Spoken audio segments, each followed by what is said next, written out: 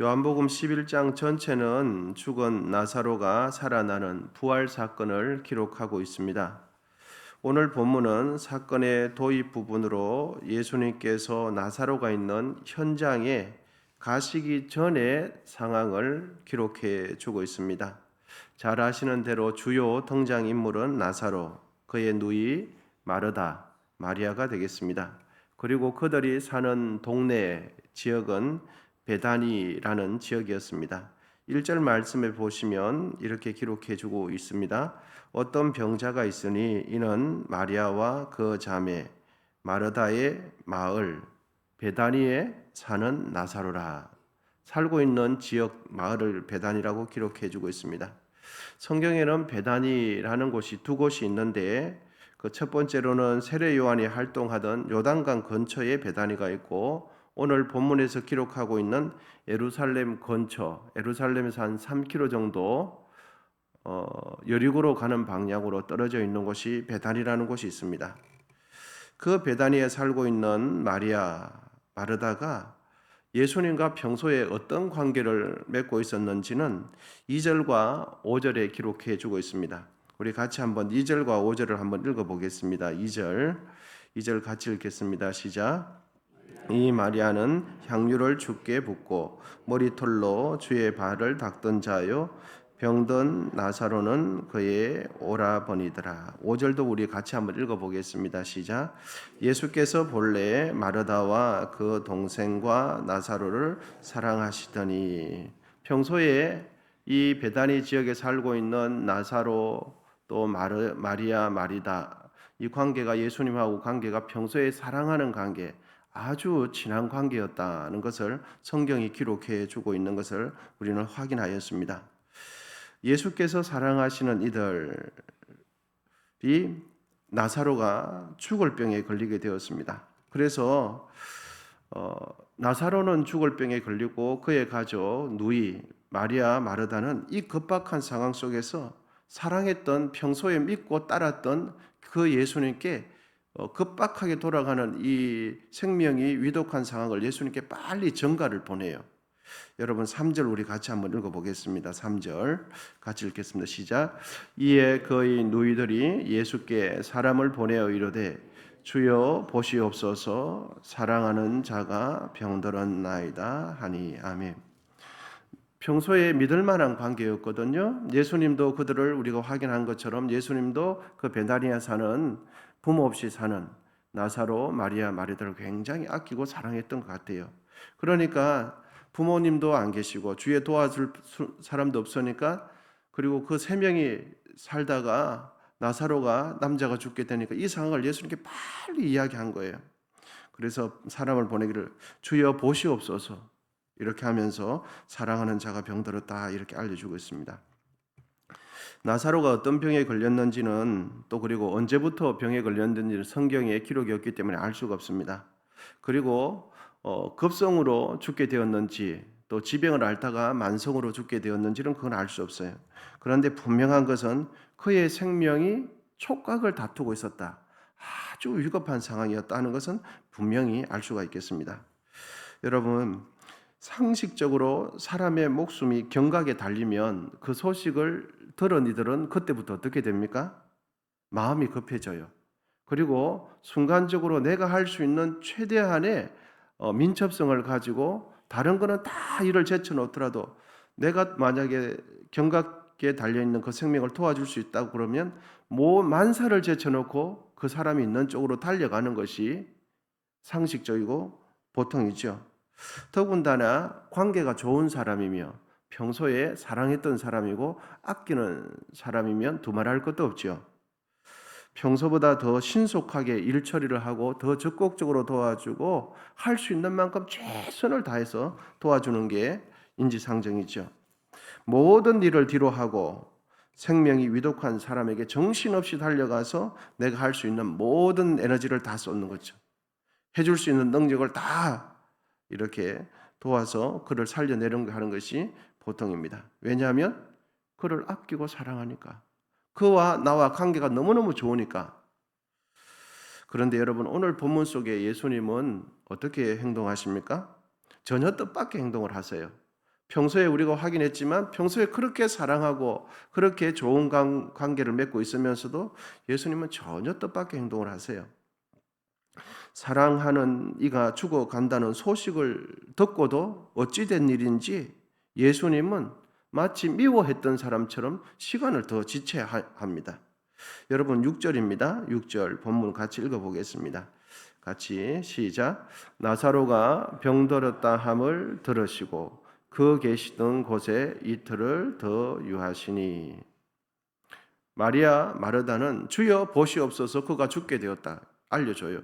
그런데 예수님께서는 6절에 우리가 읽은 것처럼 나사로가 병들었다라는 소식을 들으시고 그 상황을 아시고도 그 계시던 곳에 이틀을 더 유하세요. 사람이 죽어간다는 것을 아시고도 이틀을 더 유하시는 거죠. 왜 그럴까? 일반 사람들도 그 소식을 들렸으면 내가 그 사람을 살려내지 못할지라도 식구들 같으면 친한 사람 같으면 달려가죠. 그런데 평소에 관계가 좋았던 사람인데 사랑했던 사람인데 그렇게 하는 거예요. 평소 좋은 감정을 가지고 있는 이들이 부탁하면 여러분 우리는 어떻게 반응하게 됩니까? 생명은 고사하고 내가 해줄 수 있는 것은 가능한 한 빨리, 가능한 한 적극적으로 일 처리를 해주는 것이 우리는 생활 속에서 그렇게 합니다. 하지만 평소 관계가 매끄럽지 못한 이들이 나에게 부탁하면 그때는 어떻게 해요? 안 도와줄 수는 없고 비협조적으로 그리고 늑장을 부리죠. 그리고 이런저런 이야기 쓰면서 뭐 이렇게 핑계거리 아닌 핑계를 이렇게 찾아요. 왜 그러냐 하면은 평소 관계가 안 좋기 때문에 안 도와주고 싶기 때문에 그리고 안 도와주면은 이렇게 미움받을 것 같으니까 안 도와줄 수는 없고 도와주기는 도와주는데 불편하게 도와주는 거예요. 불편하게. 그런데 예수님께서 하시는 거 보면 마치 불편한 관계처럼 그렇게 행동하시는 게 이해가 잘 되지 않는 거죠. 평소에 사랑했다고 하면서 왜 이틀을 더 유하시는가? 그리고 사람의 목숨이 경각에 달렸는데 여러분 본문 속 예수님은 웬일인지 거꾸로 행동을 하시는 것처럼 참 보이죠. 예수님은 왜 이렇게 하시는 걸까 하는 겁니다. 우리는 사랑을 이렇게 참 많이 생각하죠. 다른 이들보다 더 적극적으로 도와주고 다른 이들보다 더 많이 챙겨주고 다른 이들보다 상대적으로 더 많이 칭찬해주고 다른 이들보다 더 적극적으로 동의해주는 것 이것이 사랑한다라는 생각을 가질 때가 참 많습니다. 나와 관계가 좋은 사람이면 그가 어떤 일로 인하여 불평, 불만을 토로하면 그 사람의 불평, 불만의 말에 맞장구 치면서 공감해 주는 것. 이것이 사랑이라고 생각하고 내가 그 사람에게 해줄 수 있는 좋은 것이라고 생각해요. 나와 관계가 좋은 사람이 불평, 불만을 토로하면 내가 맞장구 쳐줘요. 왜? 관계가 좋으니까. 내 말에 적극적으로 동의해주고 공감해주는 사람이 진짜 내 편이라고 우리는 생각을 해요. 물론 그렇게 하는 것도 사랑일 수는 있겠습니다. 그런데 예수님께서는 마리아, 마르다, 나사로를 평소에 그렇게 사랑했는데 본문 속에서는 예수님은 어떻게 하십니까? 우리가 사랑이라고 생각하는 그런 식의 표현을 하지 않으세요. 일반 사람들이 사랑이라고 하는 그런 행동을 하지 않으시고 정반대로 거꾸로 행동을 하세요. 마치 평소에 관계가 원만하지 않았던 사람처럼 미워하는 사람처럼 못마땅한 그런 관계에 있었던 사람처럼 더 시간을 지체하고 더 시간을 끌어요. 일반 사람들은 절대 그렇게 하지 않죠. 그런데 그렇게 평소에 사랑을 외쳤던 예수님께서 왜 이렇게 하실까 하는 겁니다. 자녀를 양육할 때 자녀를 진실로 사랑한다면 이런 말이 있습니다. 풍족하게 키우지 말고 가난하게 키우라. 풍족하게 키우지 말고 가난하게 키우라. 자녀를 사랑하기 때문에 무엇이든지 풍족하게 편안하게 키우면 자녀를 망치게 돼요. 독립심을 길러주지 못하고 그의 잠재력을 끌어내지 못하고 그의 좋은 재능들을 끌어내지 못해요. 식물도 똑같죠. 식물을 진짜 아끼고 하기 때문에 비료를 과다하게 주면 우짜라게 돼서 병충해를 금방 먹어요. 본문에 예수님께서 왜 사랑하는 사람들이 간절히 도움을 요청할 때 왜 이틀을 더 의도적으로 지체하셨을까? 사랑하지 않아서가 아니라 진실로 사랑하기 때문에 이틀을 더 유하셨어요. 사랑하면 빨리 가야 될 것 같은데 예수님은 진실로 사랑하기 때문에 이틀을 더 머무셨어요. 여러분, 우리 언성 교회 지체들을 진실로 사랑하십니까? 그렇다면 믿음의 형제 자매들이 불평하고 미워하고 다른 이들을 후욕할 때 결코 그 말에 동의해 주면 안 돼요. 진실로 내 지체를 사랑한다면 지체들이 가슴 아플 때는 위로해 줘야 되는데 불평하고 원망할 때는 절대로 동의해 주면 안 돼요. 왜? 그러면 내가 불평하는 게 옳다고 생각해요. 그리고 내가 원망하는 게 옳다고 생각해요. 나의 잘못된 생각이 더 강화되기 때문에 그 영혼이 하나님 말씀 앞에 설 수가 없어요. 그런데 우리는 거꾸로 생각하죠. 상대방이 불평할 때 해주면 그냥 동의해 주는 거예요. 끄덕끄덕 해주는 거예요. 왜? 그것이 사랑이라고 생각하거든요. 여러분, 우리는 이렇게 생각해요. 나를 좋아하고 나를 사랑한다면 내가 불평할 때, 내가 못마땅할 때 내 말에 동의해주면 그가 나를 사랑해주는 거라고 생각해요. 아닙니다. 그것은 사랑이 아닙니다. 그런 사랑은 나를 더 병들게 하는 가짜 사랑이에요.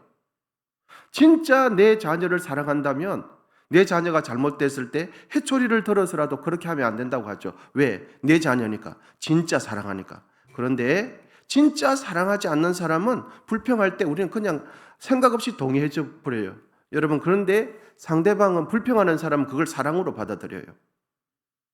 진짜 사랑하면 판단을 정확하게 해서 잘못돼 불평할 때 동의해 주지 않는 것이 사랑하는 거예요.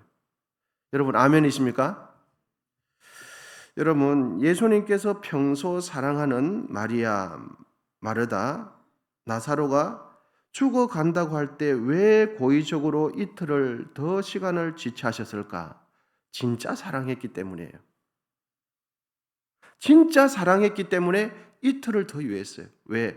그 사랑하는 사람을 통해서 예수 그리스도께서 부활하실 것을 예표하는 그 놀라운 기적에 나사로를 동참시키기 위해서 그렇게 하신 거죠. 여러분, 우리는 거칠게 사랑하지 말아야 돼요. 형식적인 사랑하지 말아야 돼요. 입술에 발린 가짜 사랑하지 말아야 돼요. 진짜 우리가 사랑했던 방식, 가짜 사랑은 이제 버려야 돼요. 진짜 내가 할 수 있는 만큼 마음을 다해서 사랑해야 돼요. 예수님은 가짜 사랑하지 않았어요. 거칠게 사랑하지 않았어요. 진짜 사랑했어요. 잠언 28장 23절에 보면 이런 말씀이 있습니다. 사람을 경책하는 자는 혀로 아첨하는 자보다 중요한 것은 나중에 더욱 사랑을 받느니라. 할렐루야. 가짜 사랑하는 사람은 처음에는 사랑받는 것처럼 해요. 그런데 시간이 지나면 그가 나를 가짜로 사랑했다는 걸 금방 알아요. 그런데 진짜 사랑하는 사람은 처음에 미워하는 것 같아요. 그런데 시간이 지나면 그가 나를 진짜 사랑했다는 걸 알게 돼요. 그래서 잠언 말씀이 아첨하는 자는 처음에 사랑받아요. 그런데 진짜 사랑하는 자는 나중에 사랑받아요. 여러분, 내가 불평하고 원망할 때 나를 진심으로 사랑하는 자는 나의 불평, 불만에 생각 없이 동의해 주지 않아요. 나를 가짜로 사랑하는 사람은 내가 불평하고 분망할 때 생각 없이 그냥 끄덕거려줘요. 생각 없으니까. 그런데 여러분, 하지만 나를 진실로 아끼고 사랑하는 자는 내가 불평하고 원망할 때 동조하지 않아요. 그때 어떻게 말해주냐 하면 나에게 이렇게 말해주는 사람이 나를 진짜 사랑하는 사람이에요. 너가 틀렸다. 그리고 불평하지 말고 기도해라. 그리고 내가 이렇게 말해주면 그가 나한테 싫어할 걸 알면서도 너가 틀렸다. 이 말하는 사람이 진짜 나를 사랑해주는 사람이에요. 우리는 지금까지 나를 사랑하는 사람 하면 내가 불평하고 원망할 때 생각 없이 끄덕여주는 사람, 내 말에 토시 안 달고 사람, 그래 뭐 그런 척 해주는 사람을 우리는 사랑하는 줄 알았어. 아니요. 거칠의 사랑이에요. 가짜 사랑이에요. 진짜 나를 사랑하지 않는 사람들이에요. 여러분, 내 자녀를 사랑한다면 그렇게 하겠는가? 내 부모를 그렇게 하겠는가? 그렇지 않다는 걸 우리는 확연히 알아요. 우리는 지금까지 누구를 내 편이라고 생각했습니까? 그리고 지금까지 어떤 이가 나를 진짜 사랑해 주는 사람이라고 생각했습니까? 예수님은 고의적으로 이틀을 더 유하셨다는 것을 여러분 깊이 생각하시기를 바랍니다. 왜냐하면 진실로 마리아와 마르다, 나사로를 사랑하셨기 때문입니다. 거칠의 사랑은 불필요한 비료를 주는 거하고 똑같아요. 그리고 나의 잘못된 것을 바르게 깨우쳐 주지 않아요. 그리고 나의 잘못된 생각을 더 강화시켜 주면서 나를 책임져 주지 않는 사랑이 생각 없이 동의해 주고 생각 없이 끄덕여 주는 거예요. 왜냐하면 내가 그를 책임지지 않기 위해서, 그리고 그가 나를 미워하지 않기 위해서 생각 없이 끄덕여 주는 거예요. 그런데 진짜 사랑하고 내가 책임져야 될 사랑 같으면은 쉽게 동의해 주지 않아요. 사랑하는 여러분, 오늘 예수님께서는 거칠의 사랑, 가짜 사랑, 나를 병들게 하는 사랑하지 않았어요. 나사로를 살려내는 사랑을 했습니다. 그리고 사람들이 보기에 사람들의 이목을 의식해서 그렇게 막 호들갑을 떤다든지 의식을 치른다든지 바쁜 척 하지 않았어요. 오히려 주위 사람들에게 미움을 받았어요. 누구에게도 미움을 받았느냐? 내일 본문을 또 살펴보겠지만 마리아 마르다가 섭섭할 정도로 가지 않았어요. 그렇게 사랑하신다고 하면서 왜 안 오십니까? 마리아 마르다는 섭섭했어요. 그런데 그 섭섭한 뒤에 나사로를 살려낼 계획을 하고 계셨던 거죠. 사랑하는 여러분, 우리 모두 진짜 사랑하실 수 있기를 축원드립니다. 함께 기도하겠습니다.